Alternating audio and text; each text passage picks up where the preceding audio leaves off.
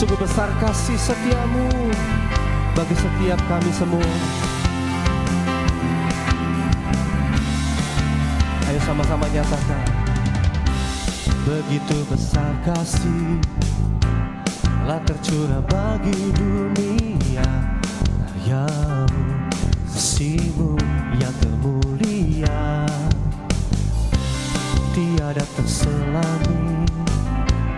Besar dan ajaib perbuatan, beri hidupmu bagi diriku. Tiada yang sepertimu, kau berkuasa selamanya. Ku puji kau selalu. Come on. Oh, betapa dalamnya, betapa lebarnya kasih setiamu. Oh, oh, oh, tiada bandingannya, tiada duanya, tiada seperti kau, Yesus Tuhanku.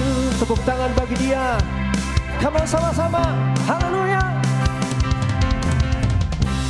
Begitu besar kasih telah tercurah bagi dunia, karyamu, kasihmu yang termulia, tiada terselami, tiada terselami. Besar dan ajaib perbuatanmu, beri hidupmu bagi diriku. Sama-sama katakan. Tiada yang sepertimu, kau berkuasa selamanya. Ku puji kau selalu. Here we go. Oh, betapa dalamnya, betapa lebarnya kasih setiamu.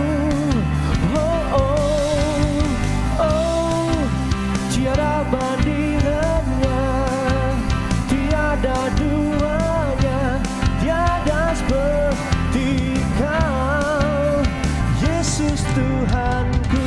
Anugerahmu selalu baru,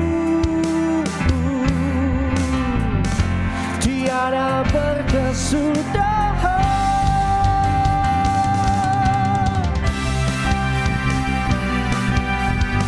Sungguh kasih setiamu tidak berkesudahan bagi kami semua, Tuhan. Thank you, Jesus.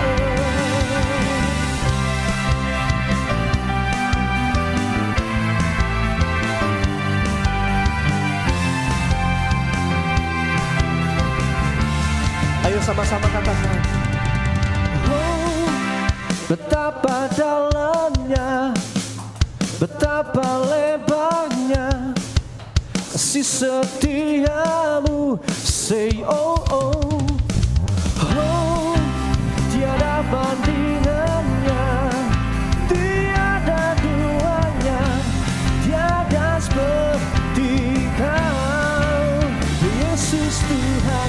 Oh, betapa dalamnya, betapa lebarnya kasih setiamu. Oh oh oh, tiada bandingannya, tiada duanya, tiada seperti Kau. Katakan tiada,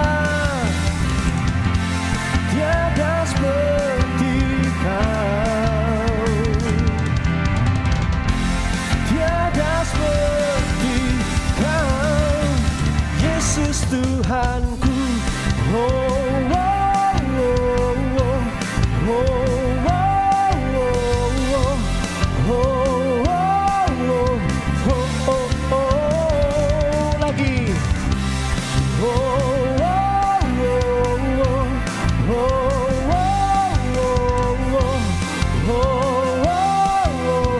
oh, oh, oh, Yesus Tuhanku. Tepuk tangan bagi Dia, haleluya. Sebab itu kita percaya bahwa Tuhan menyertai setiap kita. Tepuk tangan sekali lagi bagi Dia. Datang dan bertahta.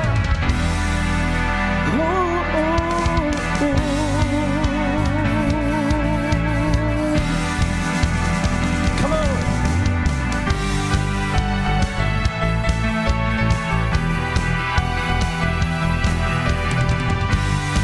Yesus Tuhan, melukis cakrawala, merangkai jagat raya, pencipta alam semesta. Dia pemilik kehidupan, pemilik kehidupan, yang sanggup menyelamatkan. Dialah jalan kebenaran.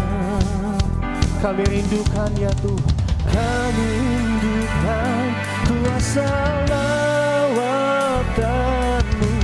Kebangkitan pasti terjadi. Oh oh oh, datanglah dan bertahta, kuat dan berkuasa. Saat hati bersatu, menaikkan pujian, belenggu dipatahkan, mujizat dinyatakan. Sing, great is our God. Tepuk tangannya bagi Allah kita, Yesus Tuhan. Ayo sama-sama nyatakan, Dia pemilik kehidupan, pemilik kehidupan, yang sanggup menyelamatkan. Dialah jalan kebenaran. Angkat tanganmu, kami rindukan kuasa lawatan-Mu. Kebangkitan pasti terjadi. Oh oh oh, datanglah dan bertahta, kuat dan berkuasa. Saat hati bersatu, menaikkan pujian, belenggu dipatahkan, mujizat dinyatakan.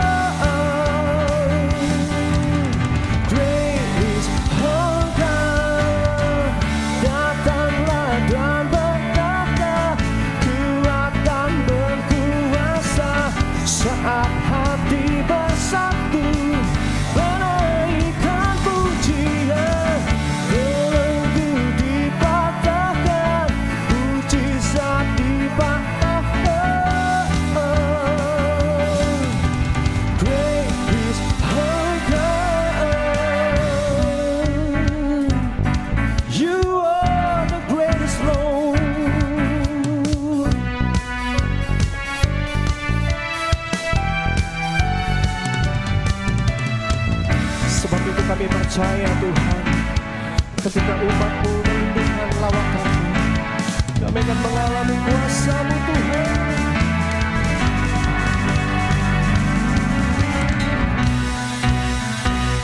Mari angkat tangan kita sama-sama. Kami rindukan kuasa lawakan-Mu, kebangkitan pasti terjadi. Oh, oh, oh, datanglah dan berkata, Ku akan berkuasa. Saat hati bersatu menaikkan pujian, belenggu dipatahkan, mujizat dinyatakan. Praise oh God, datanglah dan berkata, Ku akan berkuasa. Saat hati bersatu menaikkan pujian, belenggu dipatahkan, mujizat dinyatakan. Praise oh God.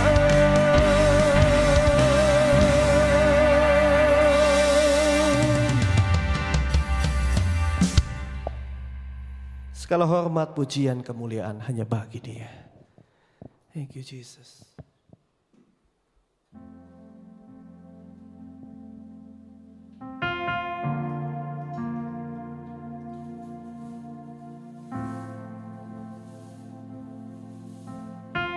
Kami mau terus di hadirat-Mu Tuhan.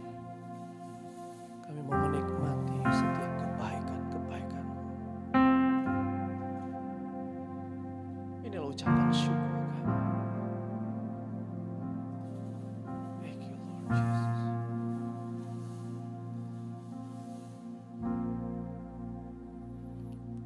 Nyanyi pujian bagi-Mu Tuhan, pujian bagi-Mu Tuhan. Nama-Mu besar dan layak dipuji.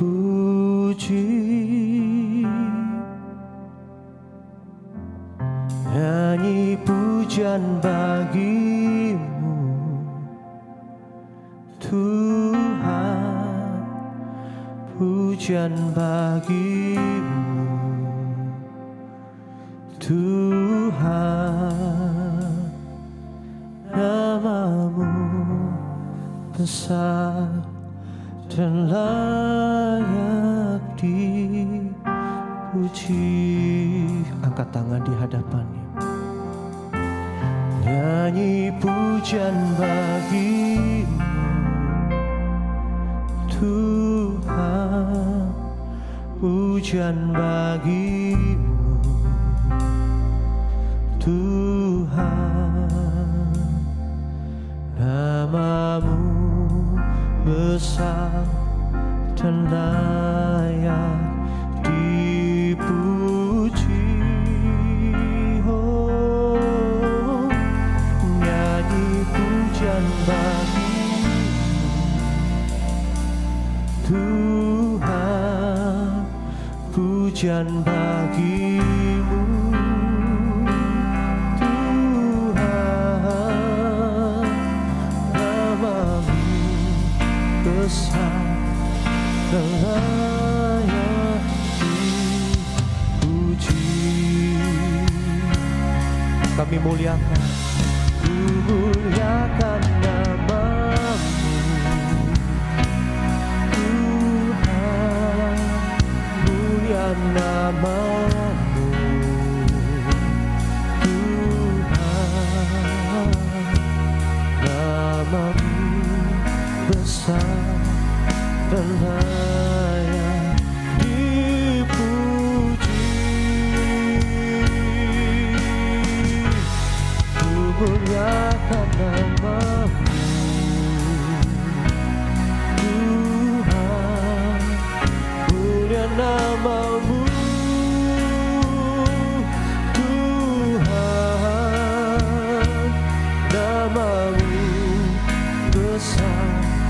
dan layak dipuji.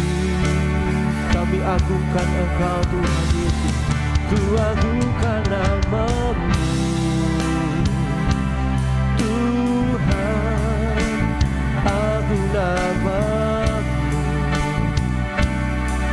Tuhan, nama-Mu besar dan layak dipuji. Oh, ku agungkan nama-Mu Tuhan, agung nama-Mu Tuhan, nama-Mu besar dan layak dipuji.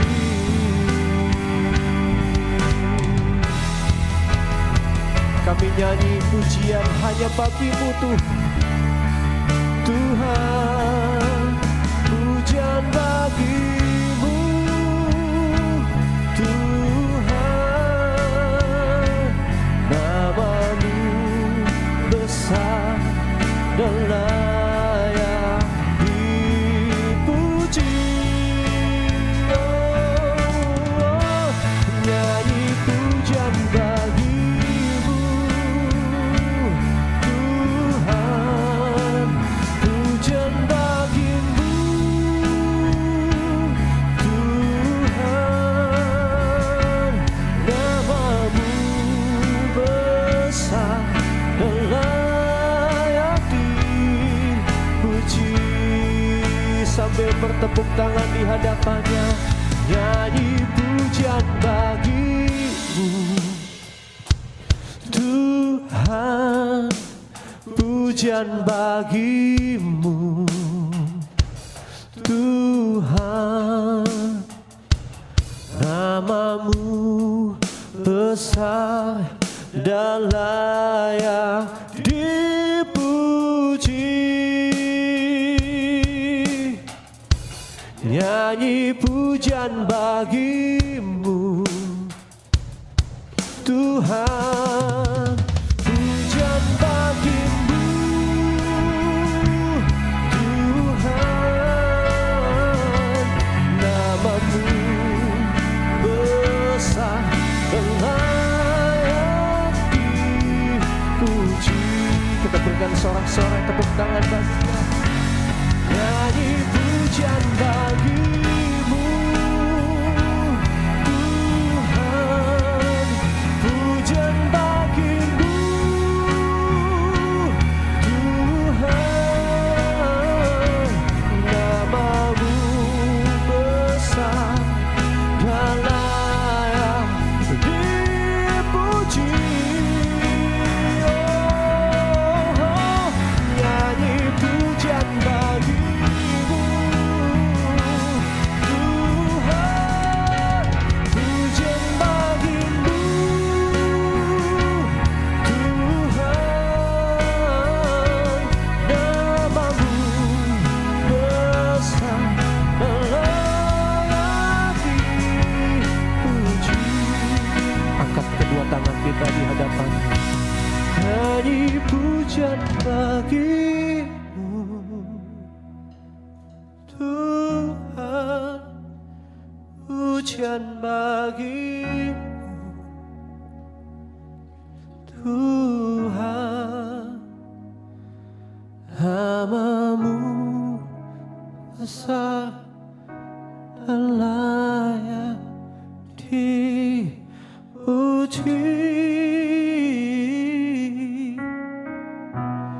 Nyanyi pujian bagi-Mu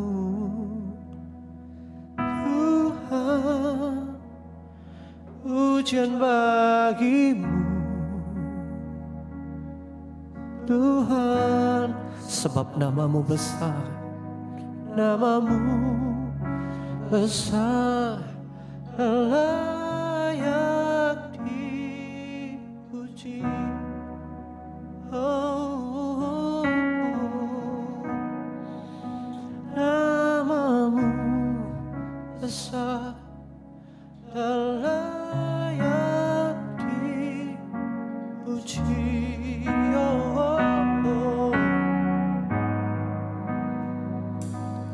Namamu esa dan layak dipuji.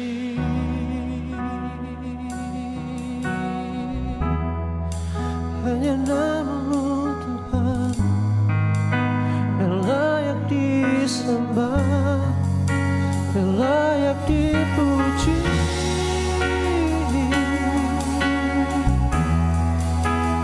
Untuk selamanya.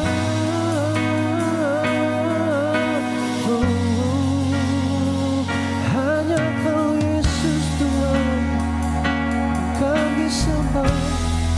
Hanya Kau Yesus Tuhan kami muliakan. Kami muliakan dalam ibadah kami. Hanya Engkau satu-satunya alasan kami ada, kami hidup, kami menyembah-Mu. Sebab Engkau lebih dulu mengasihi kami, sebab Engkau lebih dulu memberikan yang terbaik. Oh Jesus, there is none like you, there is none like you.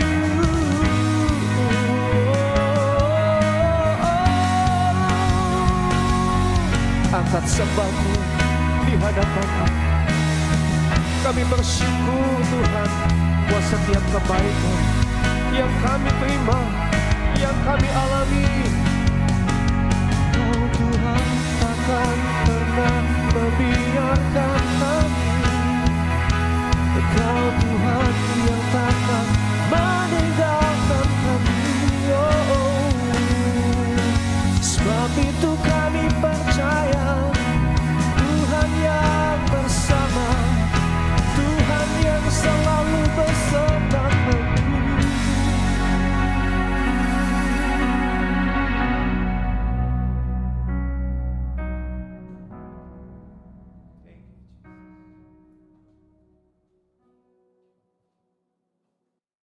Halo teman-teman semua yang sudah pulang, selamat pagi, selamat siang, selamat sore, dan selamat malam bagi kalian semua yang menikmati ibadah online hari ini. Sebelum kita mendengarkan firman Tuhan, mari kita berdoa. Tuhan Yesus, terima kasih untuk setiap kami bisa menikmati ibadah online lagi Tuhan. Kami berdoa Tuhan, sebentar lagi kami akan mendengarkan firman-Mu. Kami berdoa untuk hamba-Mu yang akan memberitakan firman-Mu, biar Tuhan urapi setiap perkataannya, bisa menjadi rema bagi setiap kami. Terima kasih, dalam nama Tuhan Yesus kami berdoa. Amin. Selamat datang di minggu ketiga bulan Januari. Kita masih dalam tema Releasing the Past. Kita harus meninggalkan masa lalu kita. Bukan berarti masa lalu kita nggak berharga, enggak. Tapi dalam masa lalu kita bisa belajar sesuatu. Tapi bukan berarti kita terikat sama masa lalu kita. Bukan berarti masa lalu kita adalah melulu yang menentukan masa depan kita. Iya, kita yang sekarang adalah hasil pembentukan di masa lalu, betul. Tapi ketika kita mengalami masa lalu yang kurang baik atau kurang enak yang membuat kita yang sekarang ini kayak sebagai orang yang kayak gak ada guna gitu ya. Orang suka bilang, dia mah gak bisa apa-apa. Enggak, kita harus membuang masa lalu kita yang seperti itu. Dan kita mulai lembaran baru, kita berjalan hari ini untuk menyambut masa depan yang penuh dengan pengharapan seperti yang dijanjikan Tuhan. Hari ini gue kasih tema untuk khotbah saya hari ini adalah hati seorang anak. Ada banyak orang mengkhotbahkan tentang hati Bapak, iya itu bagus banget. Tapi jangan lupa, ada yang namanya hati seorang anak. Karena ada Bapa, ada anak. Jangan sampai dilupain. Kita lihat dalam firman Tuhan dalam Lukas pasal 18 ayat 19. Tetapi Yesus memanggil mereka dan berkata, biarkanlah anak-anak itu datang kepadaku dan jangan kamu menghalang-halangi mereka. Sebab orang-orang yang seperti itulah yang mempunyai kerajaan Allah. Kalau kita lihat dari ayat tersebut, saya ajak semuanya berpikir gini. Kenapa sih Yesus bilang orang yang seperti anak-anak ini adalah yang punya surga. Apakah surga dihuni sama anak-anak kecil? Kayak cupid gitu kan ya, yang nanti kita akan ada hari Valentine gitu ya, ada cupid gitu ya. Ya, kepala sakit tuh kalau dicupit gitu ya. Ya ada malaikat gitu ya, itu malaikat karangan orang, entah bener apa enggak ya, ada malaikat yang kecil, telanjang tapi bawa panah, kerjanya nembak-nembakin orang gitu ya. Dari situ mungkin ya istilah orang kalau pengen pacaran, lu udah tembak dia belum? Tembak ya, pakai tembak gitu ya. Apakah orang-orang yang kayak anak kecil gitu, yang fisiknya kecil, kayak anak kecil itu yang punya kerajaan surga, apakah seperti itu? Coba kita lihat perbedaan seorang anak dan seseorang yang kekanak-kanakan. Ada bedanya kan? Ya kan? Seorang anak itu kita bisa bilang gini, kita punya member di gereja namanya Cindy dan Yosia. Dia punya anak namanya Iora. Iora kita bilang apa? Anak kecil. Kenapa? Ya karena usianya belum 2 tahun. Anak gitu, anak kecil lah ya. Oh ada seorang anak namanya Iora, anak kecil gitu ya. Tapi berbeda dengan orang yang dibilang orang ini kekanakan. Kekanakan itu apa? Bayangin orang segede saya udah dewasa gitu ya, udah tumbuh brewok, kumis gitu ya, udah nikah gitu ya. Terus tiba-tiba suatu hari saya bilang gini, "Yang lapar nih, Yang. Masakin Indomie dong." Terus istri saya bilang gini, "Aduh aku lagi sibuk, kamu masak sendiri biasa gak?" "Ah nggak mau." Ya itu kekanakan namanya. Itu kekanakan, udah gede tapi kelakuannya lebih buruk dari anak kecil. Lebih buruk, kadang-kadang banting-banting piring, banting-banting gelas gitu kan. Itu kekanakan, jadi beda ya. Seorang anak itu ngomongin tentang, ya memang orang ini sedang anak. Fisiknya memang anak kecil. Tapi kalau kita ngomong seseorang yang kekanak-kanakan, itu masalah mental, masalah karakter. Itu bedanya. Jadi yang Tuhan bilang adalah tentang karakter. Ketika kita bilang yang punya kerajaan Allah. Yesus bilang gitu kan. Yang empunya kerajaan Allah. Itu berbicara tentang identitas kepemilikan. Kalau kita tanya siapa yang punya rumah ini, rumah yang di sini? Jelas, Firdi dan Livi. Itu identitas. Orangnya mana? Ya orangnya Firdi kayak gini gitu ya. Kalau khotbah suka aja meleset-melesetin kata. Nah orang langsung tahu, oh itu Firdi gitu ya, itu Firdi gitu ya. Nanti ada orang bilang, yang punya rumah ini siapa sih namanya gitu. Livi, yang mana? Itu yang suka tiap pagi nenteng-nenteng koper make up gitu kayak mau ke bandara gitu. Oh orang langsung tahu. Jadi itu ada identitas kepemilikan. Orang bisa tahu. Jadi kalau kita bilang yang punya kerajaan Allah gitu ya. Berarti itu tentang siapa pemiliknya. Jadi Tuhan Yesus sedang berbicara tentang yang berhak atas kerajaan Allah adalah orang yang tipikal hatinya seperti anak atau anak-anak. Mari kita bedah sedikit. Kita akan membedah tentang karakteristik seorang anak. Karakter anak itu apa sih? Karakter anak kecil itu apa sih? Yang pertama adalah polos atau bahasa kerennya innocent gitu ya, nggak berdosa, polos. Ya, kita begoin aja gitu, nurut aja gitu, percaya aja. Itu namanya polos, innocent. Innocent itu adalah ketika anak kecil itu gampang setuju. Gampang setuju. Saya pernah kalau ketemu anak kecil tuh nggak ada pembicaraan apa-apa, terus ketemu anak kecil cuma coba deh kalau ketemu anak kecil terus ngomong, iya gitu aja, padahal nggak ada pembicaraan apa-apa, cuma iya. Anak kecil ya ngantuk aja, gitu. Dia nggak tahu apa-apa, lucu aja pokoknya. Jadi gampang setuju gitu, padahal nggak ada topik yang diomongin. Anak kecil juga mudah percaya, gampang percaya gitu. Makanya kenapa banyak terjadi penculikan anak karena anak kecil mudah percaya kan. Mau ikut om nggak? Gitu. Om beliin permen deh, gitu ya. Itu kalau ketemu anak kecil ya. Kalau omnya agak nakal, mau ikut om nggak? Om bayarin deh kosnya gitu ya. Itu yang udah gede. Om nggak tahu malu itu kayak gitu. Lalu polos itu adalah selalu percaya. Jadi kalau kita ngomong anak kecil, yang pertama adalah polos. Polos itu gampang setuju, mudah percaya, selalu percaya. Anak kecil begitu kan? Anak kecil kalau kita ngomong anak kecil. Yang kedua, karakteristik anak adalah senang dengan hal yang baru. Senang sama hal yang baru. Itu salah satu karakteristik yang seorang anak. Kita ngomong lagi anak kecil yang tadi, Iora. Waktu bayi, itu kan dia nggak tahu apa-apa, dia cuma tahu, oh ya ini mama saya, ini papa saya, gitu doang taunya. Ketika anak ini udah mulai bisa melihat dengan lebih luas, bisa duduk sendiri di ranjang, terus suatu hari dia lihat papanya beli Nintendo Switch gitu. Seneng, padahal yang beli bapaknya, tapi yang seneng anaknya. Kenapa? Apa itu? Dia pengen apapun yang bapaknya pegang dia pengen. Makanya waktu itu si Iora megang Nintendo Switch bapaknya, dimain-mainin. Karena kan anak kecil kan tangannya kan belum bisa dikontrol ya, tenaganya atau ototnya belum bisa dikontrol. Makanya kalau kalian coba ketemu anak bayi, banyak orang seneng banget tuh sempilin tangannya di tangan bayi. Karena bayi kan selalu ngepal gitu kan. Kayaknya ada ya enak aja gitu ya.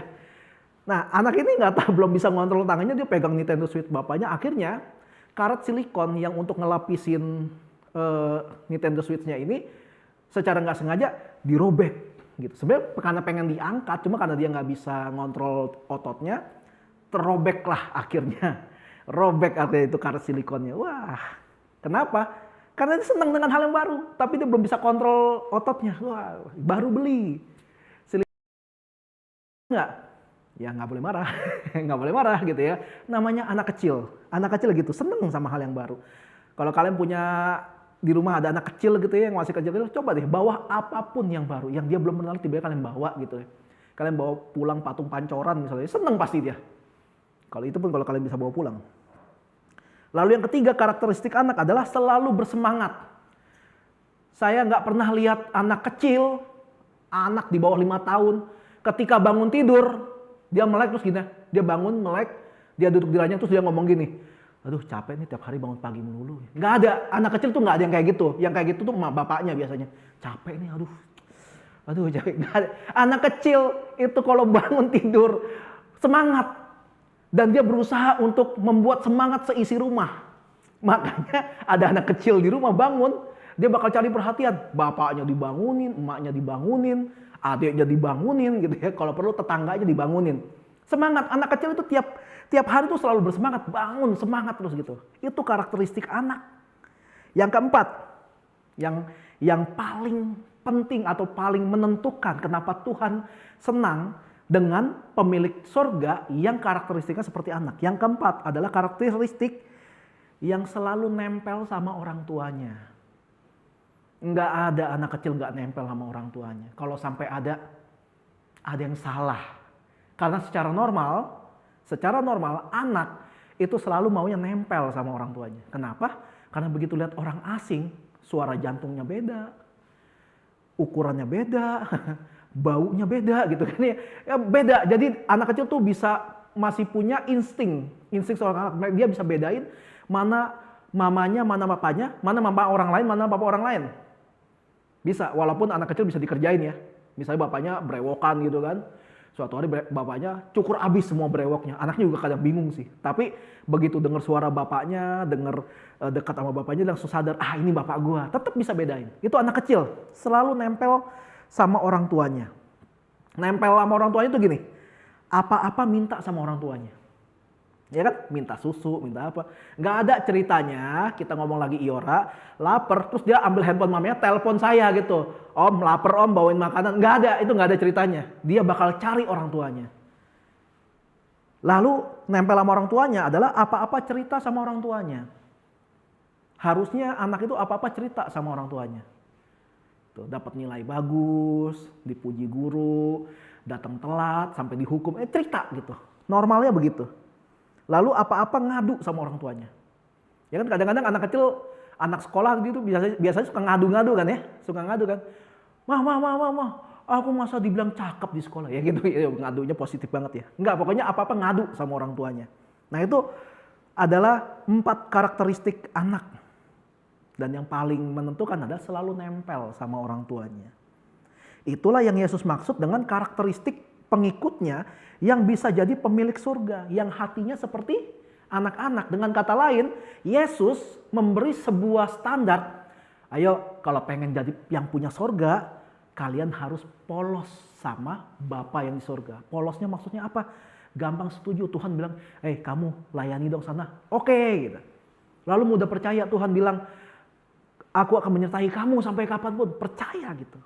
Dan selalu percaya walaupun kapan gue ditolong, tapi percaya gitu. Nah itu satu polos. Tuhan pengen juga kita senang dengan hal yang baru.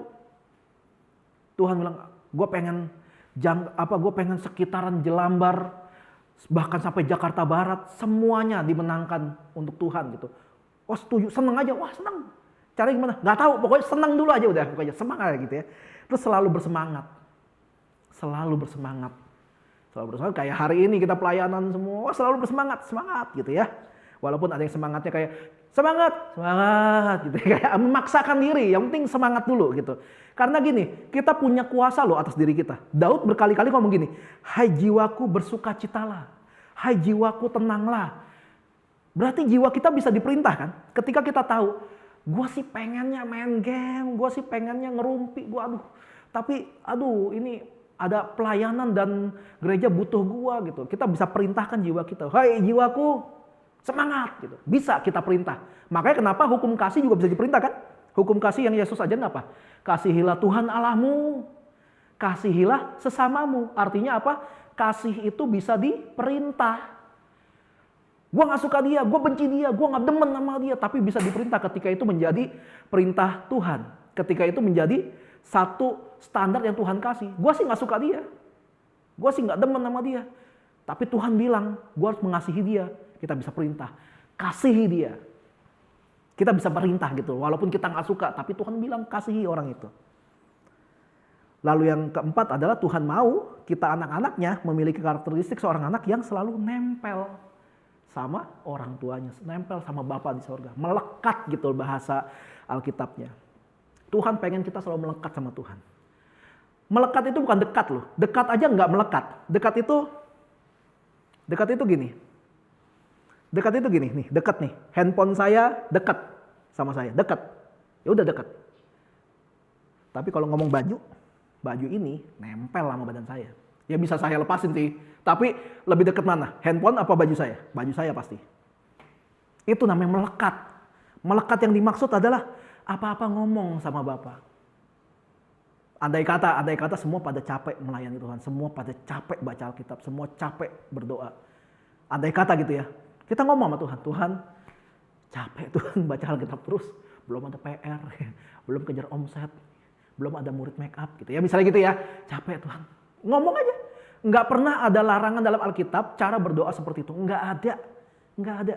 Justru makanya Tuhan menempatkan dirinya sebagai Bapa. Supaya apa? Supaya kita bisa bebas ngomong sama Bapa kita kayak gimana pun. Tapi jangan sampai nggak hormat ya.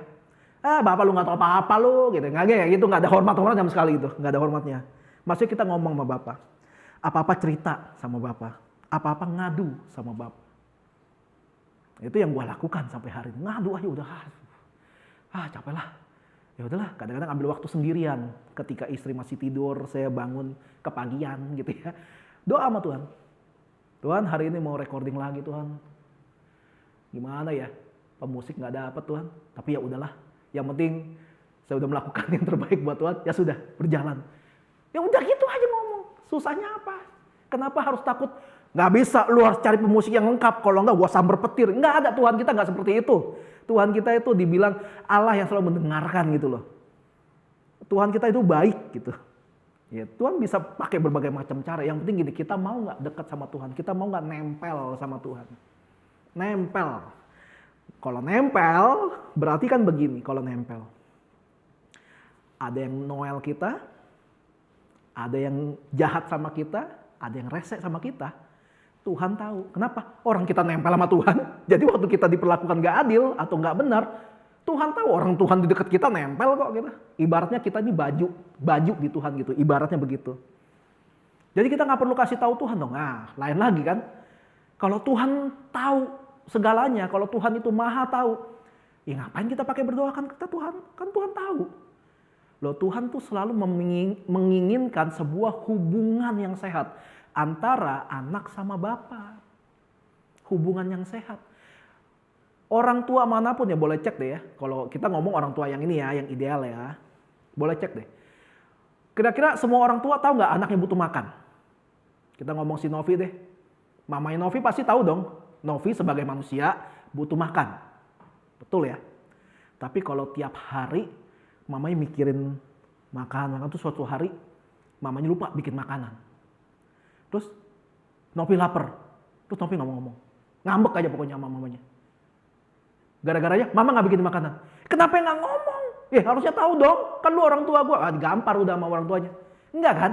Ada satu hubungan yang Tuhan mau. Yaitu ketika kita selalu ngomong. Kalau lapar, mah Belum masak lah. Waduh udah lapar lagi gitu. Tapi mungkin nanti terjadi percakapan ini itu dan sebagainya gitu ya. Jadi hubungan yang Tuhan mau adalah hubungan orang tua dengan anak yang ideal, yang sesungguhnya. Ada komunikasi. Tanpa komunikasi, hubungan itu nggak akan menjadi sehat. Itu sama dengan saya nikah sama istri saya Livi, tapi setiap hari kalau kita ngobrolnya pakai WA. Nggak pernah keluar suara gitu. Yang mau jalan nggak? Terus istri saya balas, hayu, kemana? Terserah. Empo mau nggak? Bosan Empo terus. Ya udah CP macet. Taman Anggrek jauh. Terus maunya kemana? Terserah. Gua tabok nih. Pakai WA semua tapi gitu. Pakai WA semua. Gitu kan. Hubungan hancur kalau kayak gitu loh. Enggak, harus ada komunikasi. Setuju ya? Harus ada komunikasi. Nggak usah sama istri. Sama temen juga kalau nggak pernah ngobrol. Temen apaan itu? Kalau nggak pernah ngobrol. Makanya harus ada komunikasi. Semuanya aja butuh komunikasi. Apalagi hubungan kita sama Tuhan. Harus ada komunikasi. Makanya lewat doa dan lewat pembacaan Alkitab. Dan dilengkapi dengan melayani Tuhan. Karena dengan kita melayani Tuhan, kita jadi makin tahu yang terbaik yang bisa kita kasih itu apa sih dengan kita melayani Tuhan. Kalau cuma baca Alkitab doa doang, ya kita cuma membangun satu arah. Mengasihi kepada Tuhan. Tapi kita nggak pernah belajar mengasihi sesama. Video ini dibuat juga untuk orang-orang lain kan, nggak cuma untuk member kita kan, makanya kita posting ke internet, ke YouTube dan sebagainya. Itu tanda kita mengasihi sesama kan. Siapa tahu ada orang yang diberkati atau dipulihkan lewat ibadah hari ini. Siapa yang tahu loh. Dan sudah beberapa orang yang suka nge-DM saya, japri saya bilang, makasih ya buat sharing firman. Itu nggak pernah kita tahu gitu. Siapa tahu tiba-tiba ada yang berterima kasih. Makasih ya buat videografer untuk ibadah tanggal 16 Januari. Saya seneng lu lihat. Siapa tahu kan ya. Ya, videografernya ada 2 kan. Nggak usah bangga sendiri kamu Novi. Ada Christian hari ini soalnya. Jadi nggak sendirian. Gitu. Lalu kita lihat firman Tuhan lain dalam Yesaya 40 ayat 31. Itu dibilang, tetapi orang-orang yang menanti-nantikan Tuhan. Sekali lagi ya. Tetapi orang-orang yang menanti-nantikan Tuhan mendapat kekuatan baru. Mereka seumpama Raja Wali yang naik terbang dengan kekuatan sayapnya. Mereka berlari dan tidak menjadi lesu. Mereka berjalan dan tidak menjadi lelah. Saya butuh waktu tahunan sampai mengerti gimana caranya ya. Cuma nungguin Tuhan, sampai salah ngomong.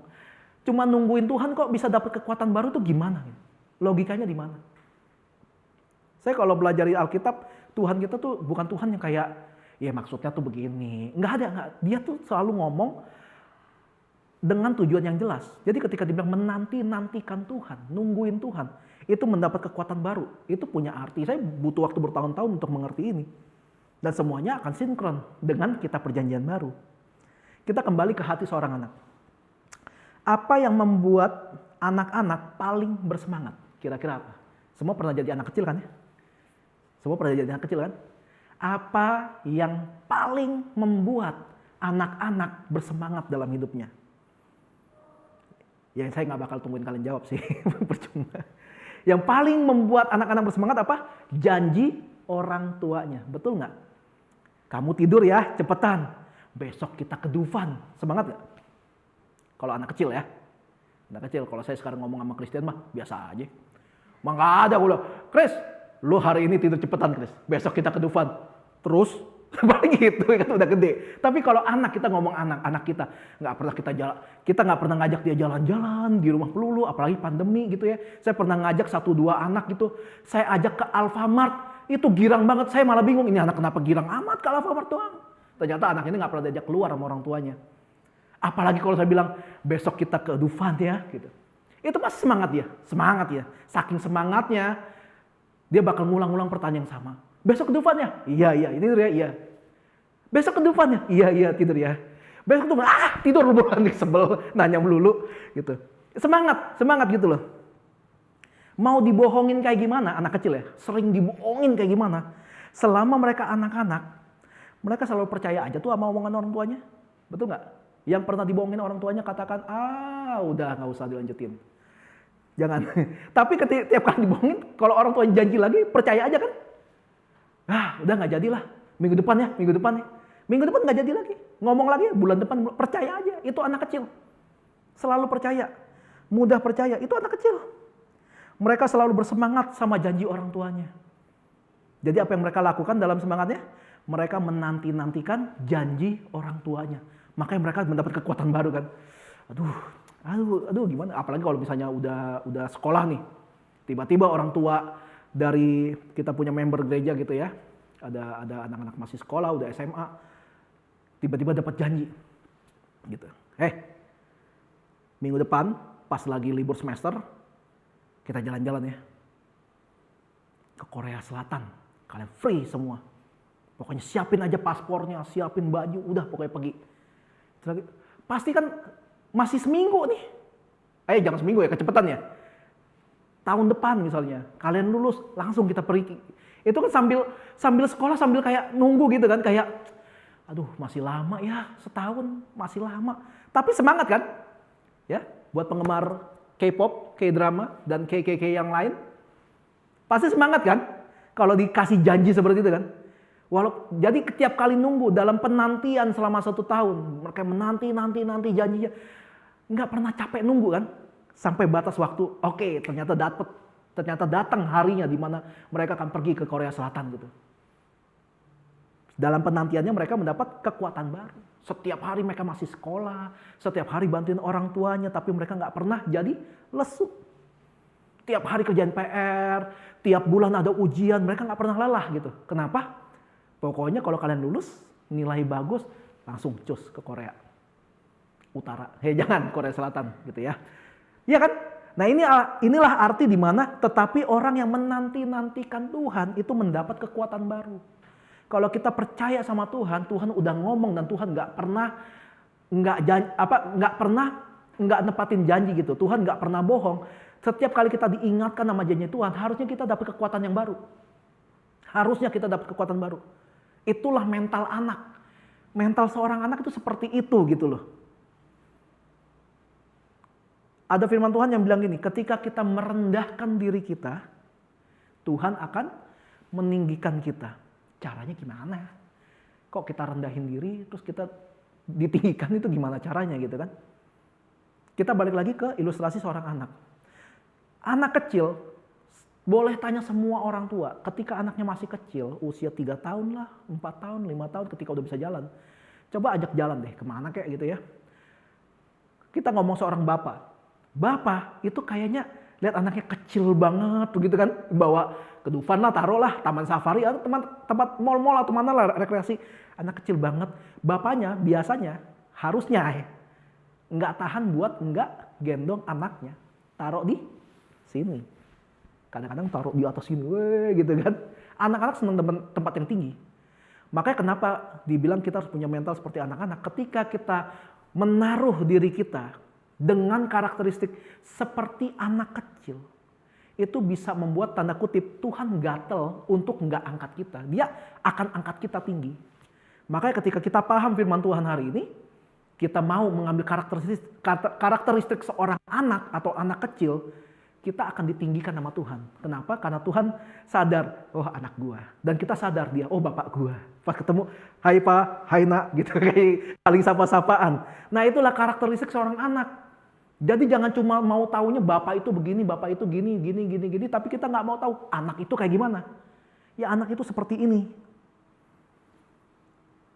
Kalau dibalik, apa yang membuat orang tua bersemangat sama anaknya? Apa yang paling membuat semua orang tua senang sama anaknya? Apa? Ketika anaknya nurut. Betul nggak?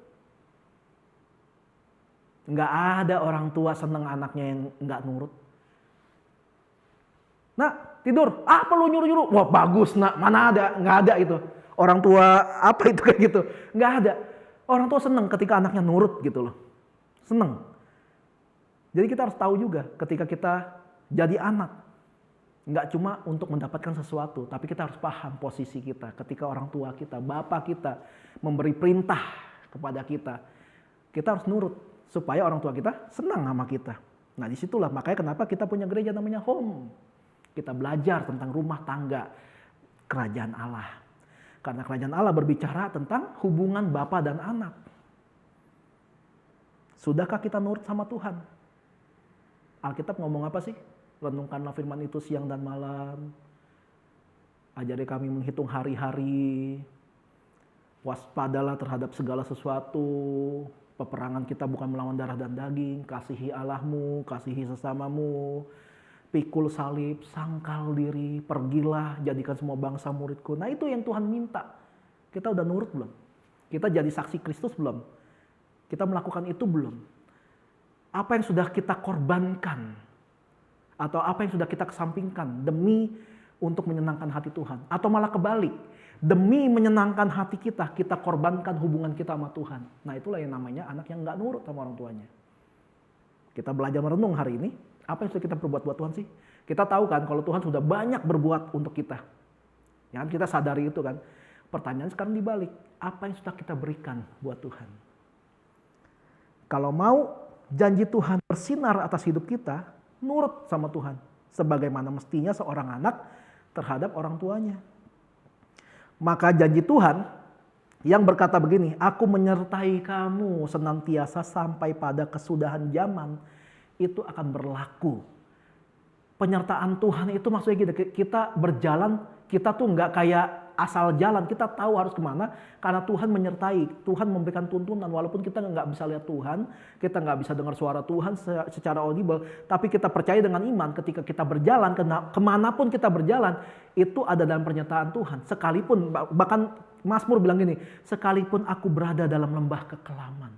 Kalau dalam terjemahan bahasa Inggris bilang gini, the valley of death, lembah kematian atau lembah bayang-bayang maut gitu. Shadow of death gitu. Itu kan Daud berjalan dalam situ. Berarti kan ada penyertaan Tuhan dong. Kok penyertaan Tuhan membawa kita pada lembah kekelaman gitu. Atau lembah bayang-bayang maut. Kok Tuhan jahat? Enggak. Tuhan mau nunjukin dimanapun lu berada. Selama lu melekat sama gua. Nggak usah takut. Kita kalau gelapin semua lampu nih. Gelap kan? Karena nggak ada lampunya. Kenapa gelap bisa terjadi? Karena nggak ada terang. Caranya bagaimana menghilangkan gelap? Gampang. Nyalakan terang. Itulah arti dari ketika kita menjadi terang dalam Tuhan. Harusnya ketika kita masuk dalam satu tempat yang penuh dengan kegelapan, kita membawa harapan buat banyak orang. Kenapa? Karena kita terang. Mereka tiba-tiba melihat kita seperti orang-orang dalam kegelapan. Melihat terang. Tiba-tiba langsung gelap, hilang aja. Musnah aja. Gitu kan? Ya kan? Tadi ini perasaan gelap deh. Pas nyalain lampu, loh mana kulit gelap? Perasaan tadi nggak kelihatan apa-apa. Hanya karena ada satu terang. Bayangkan kalau ada banyak terang, nggak bakal ada kegelapan dunia ini. Itulah fungsi anak Tuhan. Kalau kita mau nurut sama Tuhan. Makanya kalau mau janji Tuhan bersinar gitu ya atas hidup kita, nurut sama Tuhan. Semua penyertaan Tuhan yang ditulis dalam firman Tuhan pasti berlaku atas hidup kita. Selama kita nurut sama Tuhan. Apapun yang kita lakukan dan kerjakan pasti ada dalam pernyataan Tuhan. Itu janji Tuhan. Karena itu milikilah hati seorang anak. Amin. Mari kita mempersiapkan diri untuk perjamuan kudus. Mari kita angkat roti di tangan kanan kita. Demikian firman Tuhan, sebab apa yang telah kuteruskan kepadamu telah aku terima dari Tuhan, yaitu bahwa Tuhan Yesus pada malam waktu ia diserahkan, ia mengambil roti dan setelah itu ia mengucap syukur atasnya. Lalu ia memecah-mecahkannya dan berkata, inilah tubuhku yang diserahkan bagi kamu, perbuatlah ini menjadi peringatan akan aku. Dan percaya kalau roti di tangan kita ini adalah lambang persekutuan kita dengan tubuh Kristus, kita makan dalam nama Tuhan Yesus. Demikian juga ia mengambil cawan sesudah makan lalu berkata, cawan ini adalah perjanjian baru yang dimateraikan oleh darahku, perbuatlah ini setiap kali kamu meminumnya menjadi peringatan akan aku. Yang percaya kalau anggur di tangan kita ini adalah lambang persekutuan kita dengan darah Kristus, kita minum dalam nama Tuhan Yesus.